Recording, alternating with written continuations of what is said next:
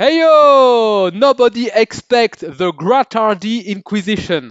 Bon, j'ai dit que je m'entraînais au React, hein. Alors, quitte à React quelque chose, autant réagir sur ses propres commentaires, ou plutôt sur les commentaires que vous, la Gratardi, avez laissés sous ma vidéo sur la musique au Moyen-Âge. Alors déjà, je vous remercie, les commentaires sont globalement très bons, très positifs, très constructifs. J'ai beaucoup aimé le fait que beaucoup de personnes, des nouveaux, se soient greffés dans la discussion et même échangé notamment un petit peu entre eux à quelques occasions. Et ça, c'est vraiment, moi, c'est ce que j'essaie de créer.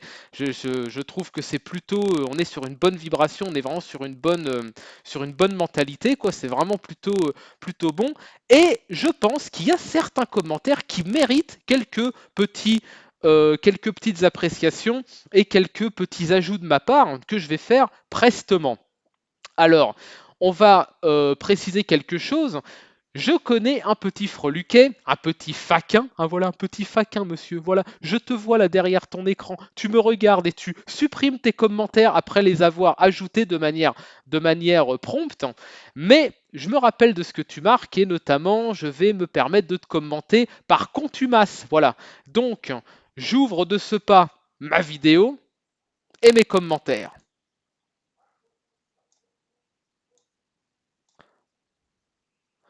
Bah voilà, je pense que c'est beaucoup mieux d'y aller dans le sens chronologique, hein, voilà. Donc là, on va faire un gros salut à l'ami Lucius. Alors Lucius, si vous ne le connaissez pas, c'est un camarade qui vit en... Alors c'est un gars qui fait de la reconstitution musicale, hein, qui est plutôt bon d'ailleurs dans son domaine, et il fait une petite remarque par rapport à la façon d'écrire le titre de A l'entrada del Tensclar. Alors, il faut savoir une chose, là je vais faire une petite aparté linguistique, puisque bah, là il chasse sur mes terres en quelque sorte, hein. Je plaisante évidemment, c'est un ami. Mais il se trouve qu'on n'a aucune convention graphique, aucune, on va dire, concorde graphique jusqu'à peu près on va dire au 16e, 17e siècle en français, et encore plus en occitan et dans d'autres langues régionales, ce qui fait qu'un mot peut avoir une, deux, voire même parfois trois orthographes différentes selon qui écrit, selon la région où vous trouvez, etc. À titre d'exemple, vous voyez par exemple ce mot tense comme ça, eh ben, on peut l'écrire T-E-N-S, T-E-M-S ou alors T-E-M-P-S comme en français moderne finalement, quoi, voilà. Et il ne faut pas s'étonner si parfois vous croisez des mots, si par exemple pour ceux qui aiment bien lire des textes du Moyen Âge, vous vous dites bah c'est bizarre parce que ce mot-là quand même j'ai déjà vu écrit de telle façon et là on voit que c'est le même mot mais il y a quand même entre guillemets une faute. Bah en fait c'est pas une faute, hein. Il faut savoir que la langue elle est beaucoup plus orale qu'écrite et que les gens ont tendance à retranscrire pardon, ce qu'ils entendent et parfois selon les variantes régionales on va entendre un O ou un OU ou un O, vous voyez, et ça va influer sur l'orthographe. Donc non, non, il faut vraiment pas s'étonner, faut vraiment pas s'étonner de ça. C'est normal d'avoir, on va dire, deux orthographes sur le même mot. C'est même assez commun en réalité. La fixation de l'orthographe va vraiment arriver au XVIe siècle et ce dans à peu près toutes les langues, hein, que ce soit le français, l'allemand, l'anglais. Je crois que l'espagnol, bah, c'est après la Reconquista, trouve également on va dire, une forme de normatisme linguistique, mais c'était pas du tout le cas, pas du tout le cas avant. Ah, j'aime bien le petit commentaire sur Gaz Brûlé. Ah, mais c'est un énorme banger, Gaz Brûlé, hein, du XIIe siècle. Il a un peu oublié parce que les gens se focalisent beaucoup sur Guillaume de Machaut, mais non, non, non, c'est vraiment, c'est à connaître. Gaz brûlé, c'est vraiment à connaître, hein. Ça, je vous encourage vraiment à aller de l'avant avec cet illustre personnage. Alors là, j'ai un nouveau, c'est Wookie. Je ne connais pas, hein, voilà. Bah écoute, bienvenue sur la Gratardie. Voilà, tu pourras t'exprimer dans les prochaines vidéos. T'es le bienvenu. Et alors là, il me fait une remarque sur le son et il ne croit pas si bien dire. Je vais effectivement investir très prochainement dans un petit micro. D'ailleurs, je vais mettre l'image là en dessous. Là, toi, ma gueule, bah regarde en dessous, voilà. Tu vois, c'est le micro que je vais avoir. C'est un micro qui se branche sur téléphone et qui peut également se brancher avec une prise raccord sur ordinateur, ce qui fait que même si je fais un React comme ça, eh ben, je pourrais, je pense, l'utiliser. Et vous allez donc effectivement avoir accès à un encore meilleur son sur la Gratardie. Voilà, on monte toujours en gamme, mais je pense que le prochain format que je vais sortir un format court de la linguistique de Témor, je pense en fin de semaine. J'aimerais bien qu'il soit prêt, c'est un format court, c'est vite préparé, étant donné que je connais l'essentiel de mon sujet, j'aurais juste à vérifier deux, trois choses. Il y aura encore un son, entre guillemets, de merde pour le podcast qui va venir, mais je pense que dès la semaine prochaine, ça devrait être, on va dire, ça devrait être mieux, en fait, tout simplement. Il va y avoir on va dire, une augmentation qualitative, quoi. Alors, on a Chaos Crusher. Chaos Crusher, you know, the Chaos Crusher has come to lay some comments. Alors, je crois que tu es le premier, enfin, je crois que c'est ton premier commentaire, donc bah, bienvenue à la Gratardi. Alors, j'ai commenté juste que tu as marqué les droits tardés de la culture, on a malheureusement plein à gauche aussi. Alors, je mets un énorme bémol à ce truc-là, je vais t'expliquer ce que je veux dire par là.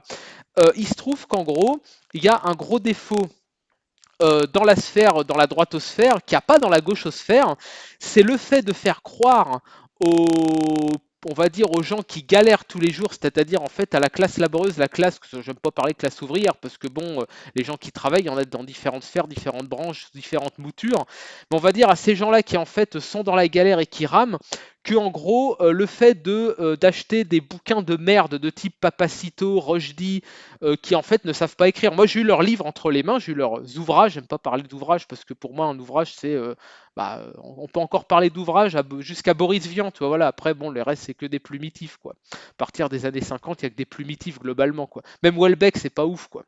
Euh, en fait, c'est mauvais. C'est simplement de l'idéologie et c'est une boutiquaillerie comme une autre. Et en fait, ils vous font croire qu'en achetant leur bouquin de merde, en fait, le pays va se redresser. Mais votre vie, c'est toujours de la merde.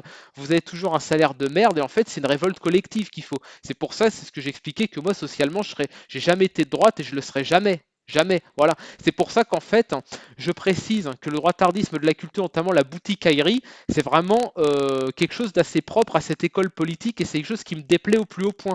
Et il y a aussi une grosse tendance à faire croire que c'est propre à certaines personnes de savoir faire quelques pratiques. Moi, par exemple, j'invite les gens à redécouvrir les musiques. J'aime pas parler de musique traditionnelle, je préfère parler de musique propre à une certaine temporalité. Par exemple, si moi j'aime beaucoup le XVIe siècle, parce que vraiment on est dans la transition, on va dire des doubles cordes, c'est-à-dire en gros des cis, des mandors, des mandoles, etc. Sur les cordes, on va dire sur les cordes simples avec la guitare baroque et tout. Bon bah ça par exemple, vous pouvez acheter une guitare baroque, c'est possible d'acheter une guitare baroque sur Thomann. Je montrerai après, je commenterai un autre mec qui a supprimé son commentaire, un petit coquin, je te vois, hein, voilà, je sais que tu vas recommenter, voilà, tu vas recommenter sous le React, je le sais. Qu'on peut acheter en fait des instruments qu'on appelle des instruments traditionnels pour moins cher que certaines marques de guitare électrique, genre Ibanez, Cort, Epiphone, etc. Quoi. Voilà, c'était le commentaire que je voulais faire là-dessus. Quoi. Alors Baptiste, Baptiste, mais en fait j'ai plein de nouvelles personnes qui se sont greffées à ce petit format court et vous êtes les bienvenus les gars. Alors, Baptiste, bienvenue à toi. Alors, sache une chose, Baptiste, j'ai planché sur ta question une journée entière. Est-ce qu'on utilisait des accordages microtonaux en Europe de l'Ouest au Moyen Âge? Alors, je vais être franc avec toi, j'étais pas sûr de la terminologie d'accord microtonal. Pour ne pas dire d'ânerie, je me suis un peu informé par rapport à ce que je pensais, à ce à quoi je pensais que ça correspondait. Effectivement, il se trouve que j'étais dans l'erreur et j'avais confondu avec en fait la gamme chromatique, ça avait absolument rien à voir. Et d'après ce que j'ai lu, eh ben, écoute, l'accordage microtonal, c'est quelque chose d'utilisé dès les débuts de ce qu'on appelle la musique occidentale. Donc, en fait, on est en transition de fin d'Antiquité, début du Moyen-Âge, quoi. Donc, a priori, j'espère répondre à ta question. Alors, je m'excuse si je réponds pas bien. N'hésite pas, toi, à réagir à ce que je dis maintenant. Vraiment, c'est assez interactif. Je pense que si tu écoutes n'importe quelle composition faite, grosso modo, entre la fin du début du Moyen Âge et maintenant, tu as de l'accordage microtonal, d'après ce que j'ai lu. Voyez. Après, peut-être que tu voulais pas tout à fait dire la même chose et tu avais autre chose en tête, tu avais, on va dire, une autre conception en tête, n'hésite pas à me le dire. Mais je pense que avec du Thibaut de Champagne, du Guillaume de Machaut, du gaz brûlé, qu'est-ce qu'on pourrait citer encore? Rudebeuf, il n'a pas composé de chants, je crois qu'il a composé uniquement des rondeaux et des pastourelles écrites. Hein. Ouais, je crois qu'il a quand même fait de la. Ah non, je suis bête, Rudebeuf a fait de la pastourelle chantée, il me semble, si je dis pas de bêtises, il faudra revérifier. Mais je crois que tu devrais trouver ton bonheur, a priori. Hein. On est sur du microtonal globalement dans la majorité des cas, si je dis pas de bêtises. Alors là, j'ai Timothée Maillet, je connais pas, je sais pas si tu as déjà commenté. Alors, j'aime bien, je rigole parce que il vous voit, monsieur vous voit, hein, voilà. Il vous voit parce que, voilà, il ne faut pas perdre les conventions, voyez-vous. Alors ça, j'ai tendance quand même à dire, moi le vouvoiement, j'ai quand même du mal, hein. Sur Internet, il n'y a pas à chier là-dessus. J'ai tendance à dire qui vous voit méprise un petit peu, tu vois. Euh, alors j'ai commenté quand même dans l'essence. La, la complainte, c'est un style qui est contemplatif, hein, très introspectif et très mélancolique, mais c'est pas sacré. Pas sacré une complainte, c'est profane à 100%, il n'y a pas de problème. Les chants sacrés, c'est les messes, hein, c'est très précis, c'est relativement bien compartimenté et en général, c'est vrai que de faire des mélanges de styles, c'est assez moderne. Vous voyez, par exemple, on va trouver du jazz fusion, du power metal, vous voyez, des choses un peu comme ça, du pop rock et tout. Bah, en fait, il faut comprendre qu'à une certaine époque, notamment au Moyen Âge, la compartimentation, elle est quand même assez aride, assez sévère. Et on va distinguer tout ce qui est complainte, pastourelle, rondeau, motet, même chant de croisade, hein. Les chants de croisade, ça avait beau parler de reconquérir Jérusalem, etc. On reste malgré tout dans du profane. Non, non, le sacré, c'est 100% chanté en latin, c'est les messes et point à la ligne, hein, en fait, hein, voilà. Et j'aime beaucoup comme quoi les goûts et les couleurs. Mais attends, d'où t'as vu que j'aimais pas la complainte? Je l'aurais pas mise dans les exemples si j'aimais pas. On peut aimer quelque chose qui est mélancolique et qui est introspectif. Tu vois, c'est pas incompatible. Moi, par exemple, euh, j'aime beaucoup lire certaines œuvres. Par exemple, si on devait prendre, comment le nom m'échappe, c'est terrible. Proust. Proust, c'est extrêmement introspectif.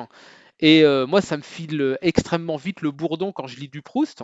Pourtant, bon, bah, Proust, j'adore Proust, toi, voilà. On peut aimer quelque chose de profondément mélancolique. Pareil avec Christine de Pisan. Bah, Christine de Pisan, qui est la première auteure femme à vivre de sa plume au XIVe, bah, c'est hyper mélancolique. Moi, si je lis 4 ou 5 rondeaux de Christine de Pisan, je me dis, ah ouais, là, ça file le bourdon, mais il en reste que c'est absolument génial. Donc non, non, c'est pas incompatible. On peut aimer des choses tristes, mélancoliques, introspectives. C'est pas, ça s'oppose pas, quoi. Ensuite, là, il y a un problème là dans la fin du commentaire. Euh, Ce qui caractérise la période médiévale, c'est une sorte de spiritualité dans la musique, sauf pour les musiques très populaires. Et là, je peux pas.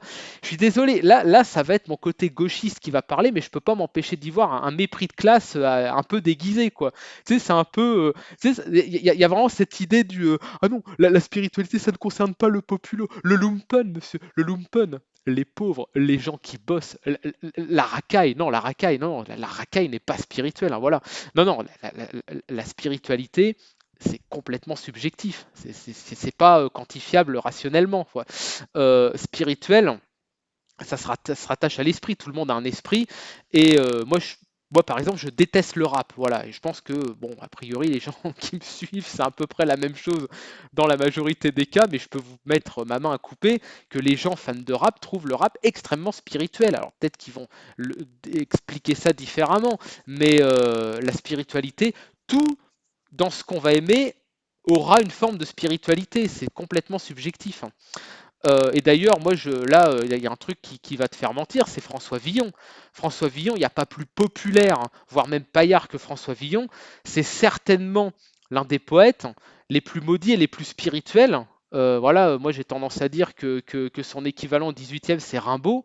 Au 19e, pardon, oh là là, je me perds dans les dates, c'est Rimbaud, quoi. Y a pas plus populaire, il n'y a pas plus spirituel, hein. Donc pour moi, ça tombe complètement à l'eau et ça tape à côté de la plaque, quoi. Gène Blanc. Alors, Gène Blanc, bah écoute, je crois que c'est ton premier commentaire. Bienvenue à la Gratardie. Voilà, je sais, je me répète un petit peu. Mais en plus, c'est un Vendômois. Ah, c'est un Vendômois. Bah, c'est la congrégation de la Beauce qui vient se réunir sous ma vidéo, la lourde Beauce, la Beauce éternelle. Bah écoute, ami Beauceronneau, Percheron, bah bienvenue, hein, voilà. Liément, ah oui, j'aimerais bien commenter cet adverbe propre à la fin du Moyen-Âge, au début de la Renaissance. Ça vient de la liesse. La liesse, c'est la joie en fait. Donc, liément, se dire joyeusement, pour ceux qui se poseraient la question. Là, j'ai mon Théo. Alors, Théo, très bon ami de Cracovie. Donc, bah écoute, voilà, ton commentaire est toujours le bienvenu, hein, voilà, je sais que voilà, c'est quelqu'un qui s'investit beaucoup en Pologne, et pour ça, je le remercie énormément.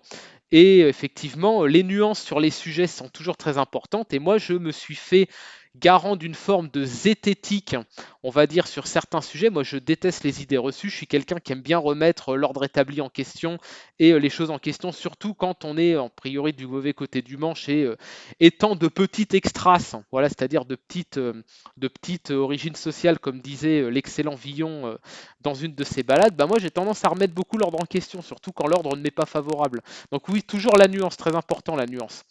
Alors Blabinorbit, je sais qu'il commente pas mal.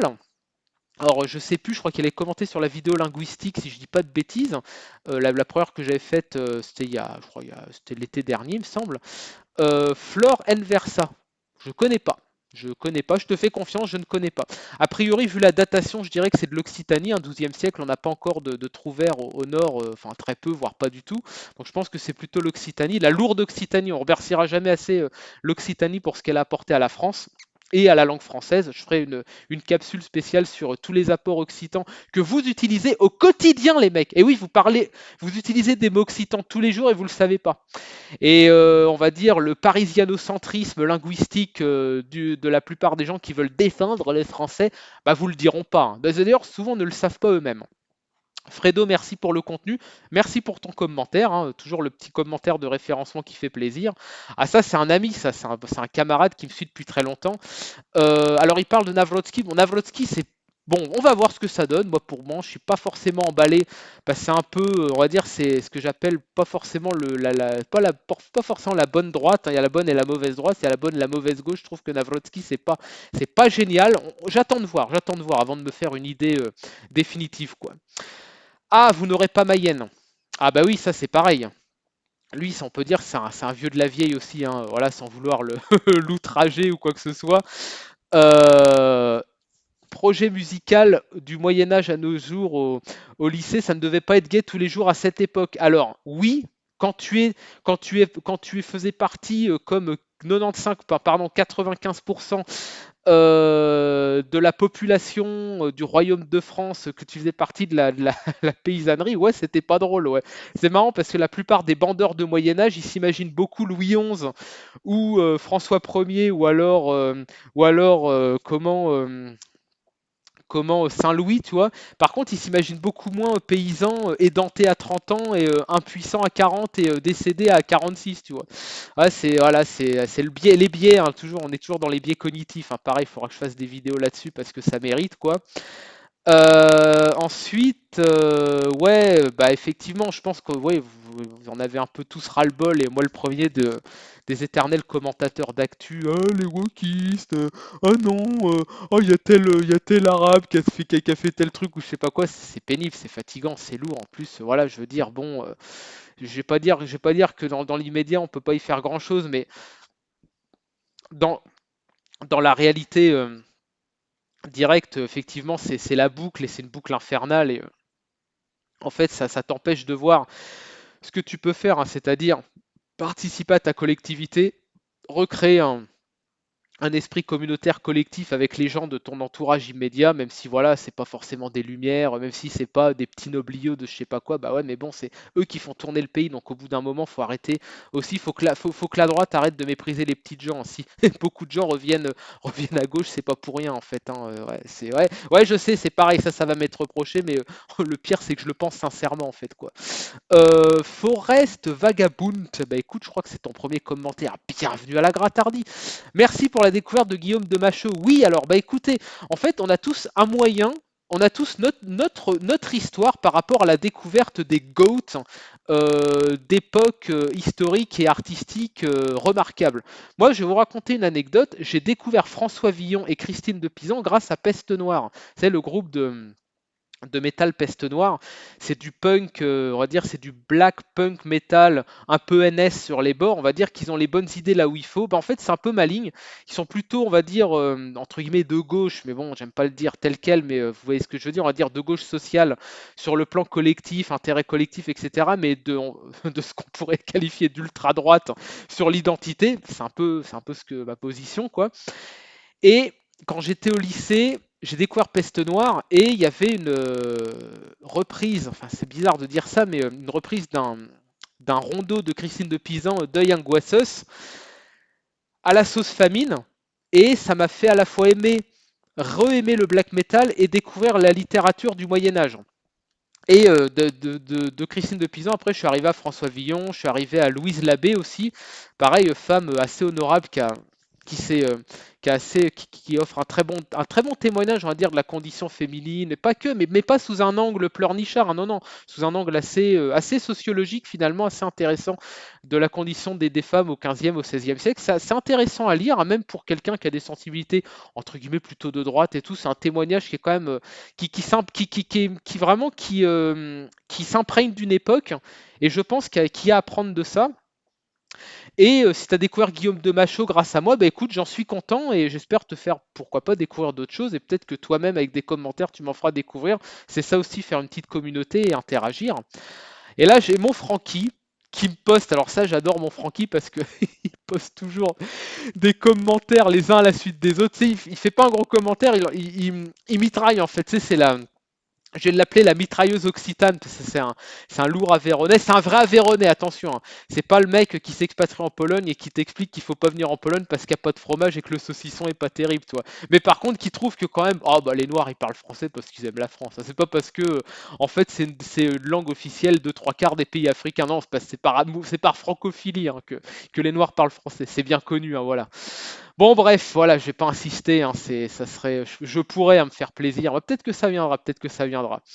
Et quand il précise effectivement qu'on se préfigure des arts et des coutumes d'une époque, plus en fonction de ce qu'on a vu dans les films, c'est extrêmement vrai. Moi, j'en veux pour preuve notamment les visiteurs. Les visiteurs, j'ai tendance à dire que c'est, alors ça va peut-être être assez impopulaire, mais je trouve que cette saga est extrêmement mauvaise, hein, parce que ça donne une image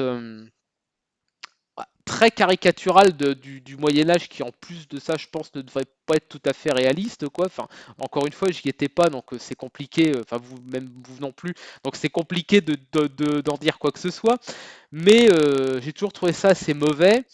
Et j'essayais aussi de me rappeler, même à certains égards, Camelot par exemple. Moi, je suis un gros fan de Camelot. Je suis un énorme fan de Camelot. Moi, je pense que une des personnes, et ça va peut-être vous étonner, mais je vais le dire et je le pense et c'est sincère, qui m'a converti à l'identitarisme, c'est Alexandre Astier.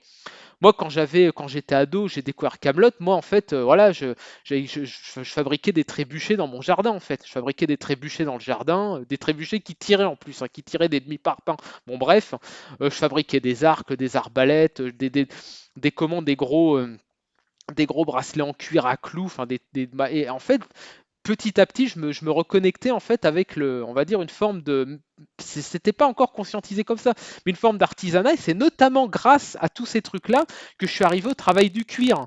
Ça, c'est un truc dont je parle assez peu dans mes vidéos, mais j'aime beaucoup travailler le cuir. Et c'est grâce notamment à des gens comme Alexandre Astier, à des groupes comme Peste Noire, on va dire, à des figures un peu artistico-médiatiques comme ça, que je me suis connecté un peu à cet univers-là, quoi. Mais même Camelot fait de la merde. Par exemple, j'ai en mémoire où Alexandre Astier se met en scène, je sais plus, c'est avec une de ses maîtresses, avec Démétra ou je sais pas quoi, où il chante Belle qui tient ma vie. Bah oui, mais c'est un anachronisme. Camelot, c'est censé se passer en gros au 5e ou au 6e siècle. En gros, c'est à la fin de l'Empire romain, quoi. Voilà. Et Belle qui tient ma vie, bah, je crois que si je dis pas d'ânerie, je crois que c'est 14e siècle ou 13e. Donc là, il y a un gap de 700 ans en fait. Je veux dire, c'est pas possible de connaître ça. Mais bon, on lui pardonne quoi. Je veux dire, c'est Alexandre Astier est génial quoi. Voilà, c'est tout. Il est génial, c'est un génie et c'est un génie incontesté quoi. Et Lou Blanc, ah oui, Lou Blanc, je voulais m'attarder un peu sur son commentaire que j'ai trouvé. En fait, moi j'aime bien ce genre de commentaires, c'est des commentaires qui vraiment ouvrent à l'échange.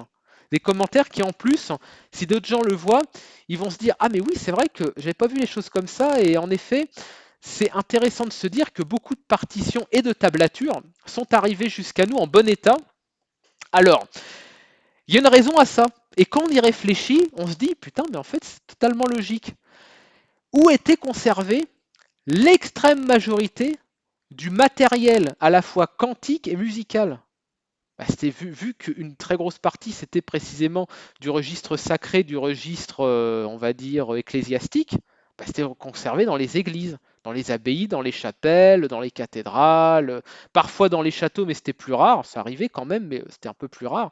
Et les châteaux étaient quand même plus souvent mis à sac que les églises, parce que malgré tout, il faut se rendre compte que ce qu'on appelait le droit d'asile, euh, de l'Église bah, globalement était respecté, hein, voilà, c'est-à-dire qu'en gros, même les pires des forbans et les pires des coupeurs de bourse ne volaient, enfin, volaient rarement dans les églises, dans les abbayes ou quoi, c'était quand même, ils avaient encore un peu ça en eux, ce qui explique que beaucoup de manuscrits et on va dire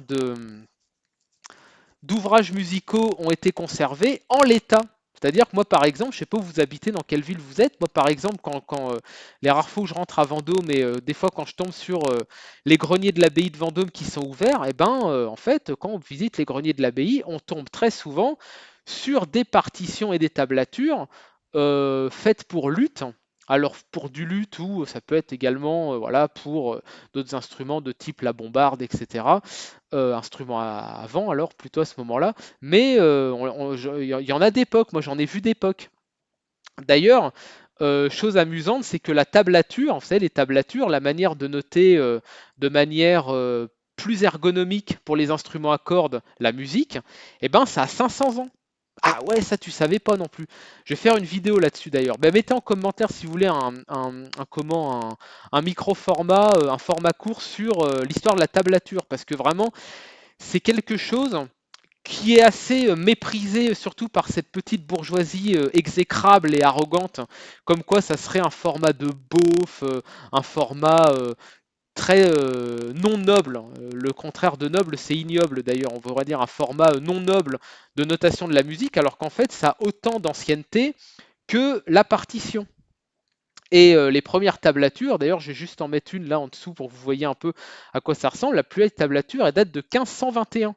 Donc là, on est dans la lourde Renaissance. Hein, voilà, c'est pas récent, monsieur bourgeois, je sais tout. Hein, voilà, juste pour si tu passes par là. Et maintenant, je voulais parler d'un gars qui poste de temps en temps depuis peu, qui s'appelle, si je dis pas de bêtises, Patrice. Je crois que c'est ça. Il avait posté dans la vidéo précédente que j'avais faite. Je sais pas si c'était, je sais plus sur quelle vidéo il avait posté. Et en gros, il se, il avait une tendance à, comment dire, à dire, oui, le Moyen Âge, c'est la plus grande époque de France, donc du monde.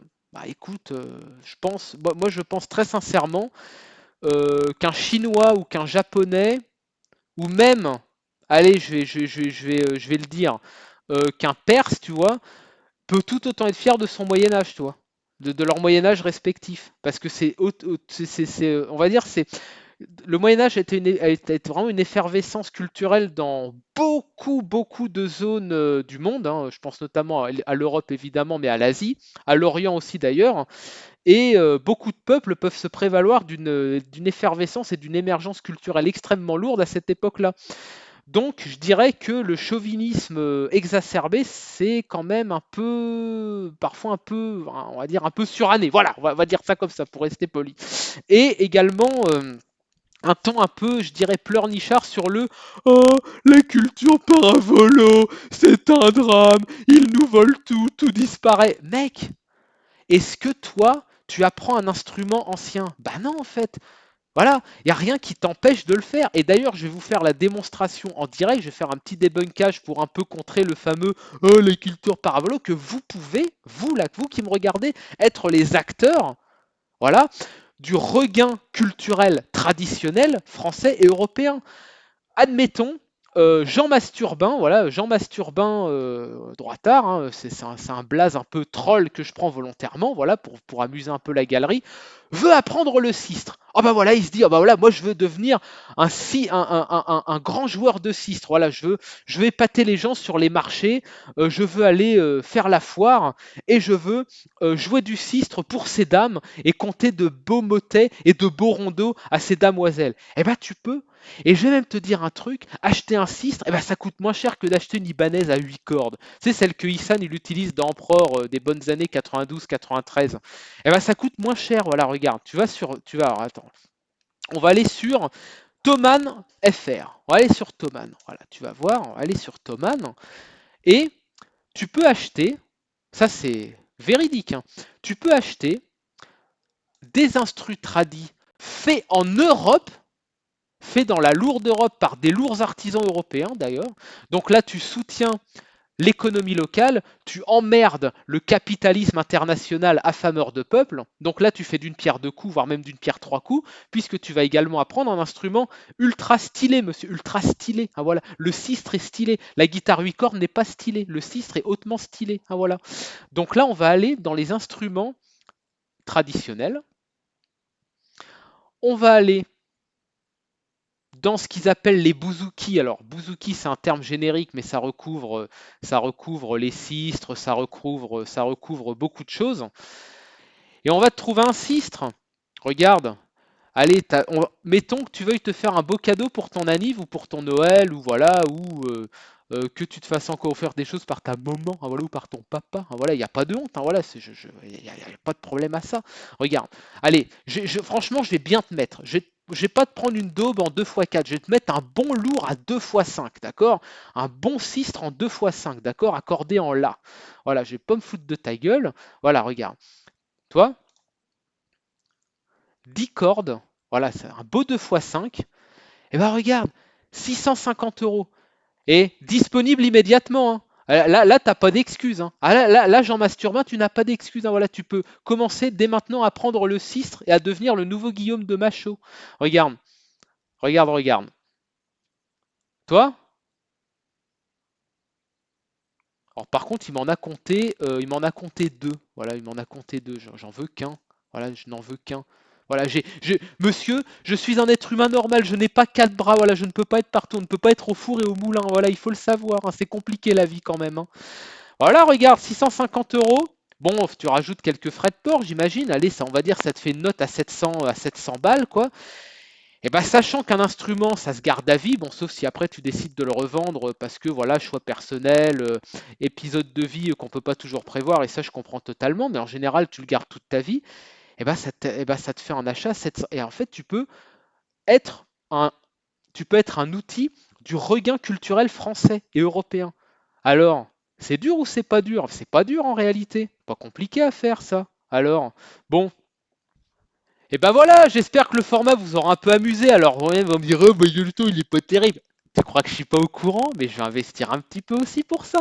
Voilà, c'est un petit entraînement, c'est interactif. Je sais que vous allez commenter, vous allez répondre, vous allez dire, ah bah non, regarde, c'est pas ce que j'ai voulu dire, hein. T'as un petit peu abusé quand même, c'est pas sympa. C'est là pour ça.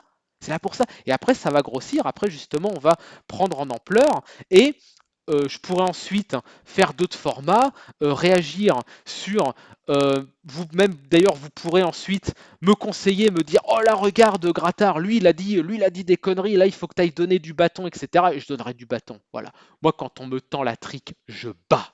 Et avec grand plaisir, et surtout si c'est pour le bien commun. Chose que les droits tardus ont quand même tendance à oublier un petit peu, hein, le bien commun, voilà, parce que commun, communisme, pour eux, voilà, il n'y a qu'un pas vers l'ignoble, hein, voilà.